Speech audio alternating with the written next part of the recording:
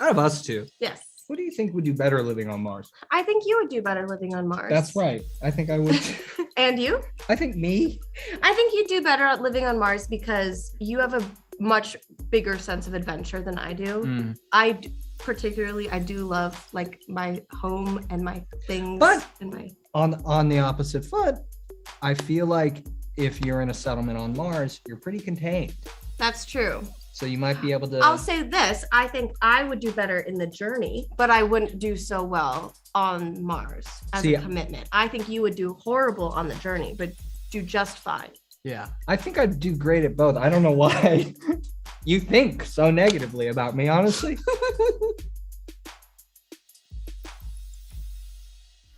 What drew you to the script? Why did you decide to say, you know what? Well, it's funny that you asked me that. What drew me to the script? Yeah. Well, and you can't answer by stealing all my answers for the previous day. Big assumption to think I remember anything you say. I think it's fun and it's lighthearted. And I know I've probably said it about 1,000 times in these interviews, but I really think I was in a professional space where I said, I just want to do something really enjoyable and really fun. And I think the audience is going to feel the same way. Yeah. And then like, honest to God, truckloads of cash, which always helps. Which always helps. And gold bars. Cool. What about you? Well, I was drawn to this film because I have never gotten this opportunity before, and Acting. I like to try. And I like to try new things. Oh, in terms of space adventure. Okay. I really liked the people involved. Yeah. I thought the filmmakers were great. I thought Cole Sprouse just fine. Okay. And that's why I wanted to work on this movie. Okay. Our characters in the movie Moonshot, they have very different personalities. Yes. And I'm wondering if you think opposites attract. I think so. I do think opposites attract. Why? I don't think that like exclusively opposites Do you think attract. humans are magnets? I think there's some magnetism to every interaction we have with another human, and I find that I get along very well with people who are very unlike myself and my personality, and I also find that I get along with people who are like me as well. Not as brave. But I think opposites attract, but I don't think exclusively opposites attract. I think same attract as well. Same. Yeah. What about you, Cole? Nope. No, you don't think opposites attract. You like just no. You like to just all of your interactions with humans, you like them to be the same. No, I do think opposites can attract. Yeah, but not exclusively. I don't feel like full opposites attract. No, I don't. I don't feel like if you share anything in common, you're going to be like, yeah, that's my life partner. I feel like you have to have some fundamental like love of like some hobbies or like, or interests, or I think. Or just the ability to want to try and like those things. Yeah. Honestly, yeah. Or like aspirations or whatever it is. I mean, I feel like you have to have some moral similarity or virtuous similarity. So kind of. Sure. A long-winded way of saying yes. How does our relationship, Lana and Cole, compare to Sophie and Walt? I feel like in real life, you and I are much more on the same page. Yes. Than Walt and Sophie are. I feel like Walt and Sophie, they are much more opposites. I feel like you and I are much more similar personality-wise in real life than they are. I think you and I, when we communicate, just as Cole and Lana, we both have the same brain that kind of jumps around, but somehow we're able to follow. Yeah, lizard brain. Lizard brain. But I will say there's aspects of Sophie. I wonder, I suppose I just adopted it from playing her and being, with you over the summer. But I do think that there's an aspect of her where she keeps you contained. Oh, for sure. Where I think I sometimes, as Lana, I'm able to do that. I definitely take huge social cues from you. Oh my God. Sophie does this funny thing where she sort of dances to relieve tension. What do you do to relieve tension? Remember, children are going to probably watch this. I wasn't even going to go there. I was going to say... Me neither.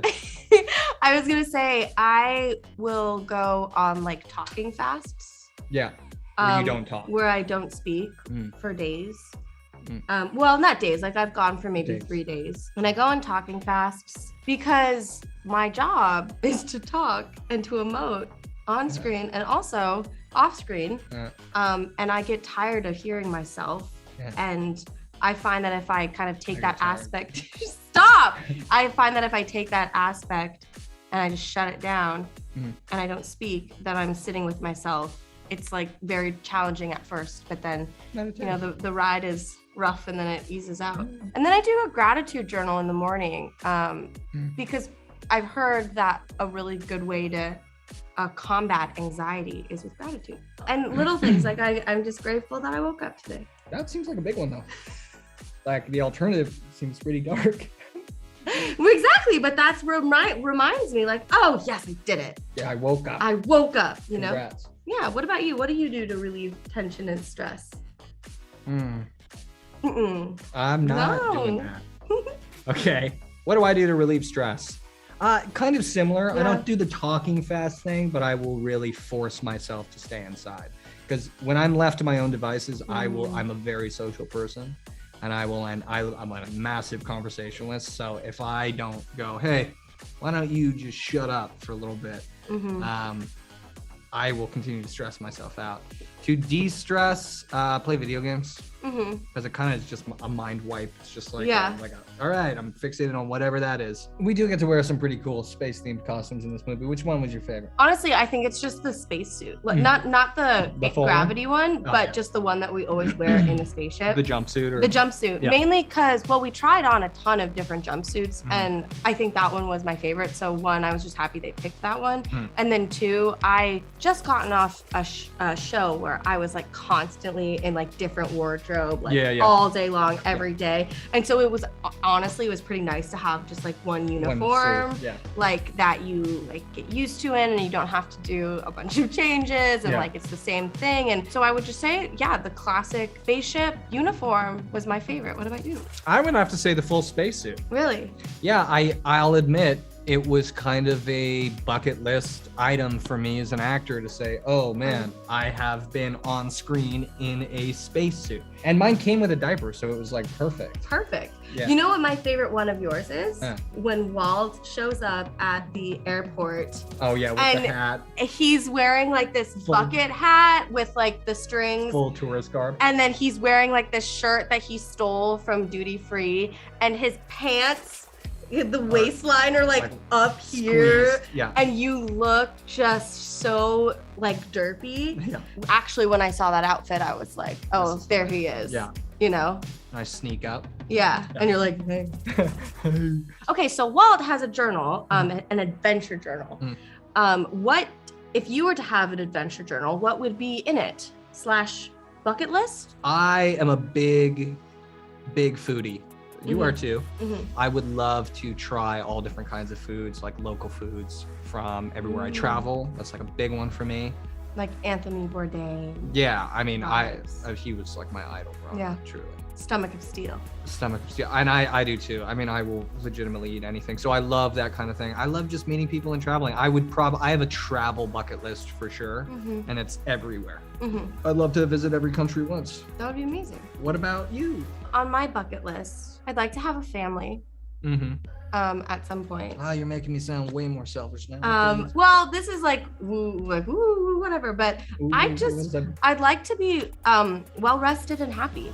Yeah. And I'm well rested and happy now, but I think that when I think of my future, it's weird. Like I think in society right now, everything is just so fast paced, and everything, at least as an entertainer, I feel like constantly like I have to do this opportunity because what if it leaves, or all these different things, and that's no way to live. And I guess when I look at my future and I think of me at like 50, like I'd love to just be at peace, like be happy and have a family, probably more dogs. I would like to travel, but I think mostly like more of like quelling the internal turmoil and just being at peace, I think is something that's on my bucket list. The turmoil. So our movie is very fun and it has some really fun little tropes and is really just a great experience. I think there are some takeaway overall messaging in our film, and I would be curious to know what do you think the messaging is?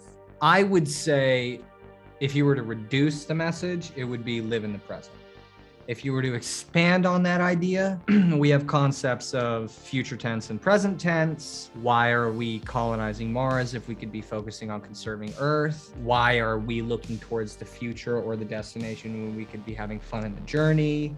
I think the overall message is really, hey, focus on where you're at right now. I think that's probably the biggest thing the movie's trying to say. Yeah. What about you? I would agree with all of that. I would say like... I just said it though, so. I would say like... You gotta come up with a different one because I just said. I would say forge your own path and don't follow others. I think something that was really important for me when I was actually talking initial like notes on the script is I was like, I don't want this to be Sophie following. Yeah. Just blindly following someone to their own destination. I want her to figure out her own path. Yeah. In that.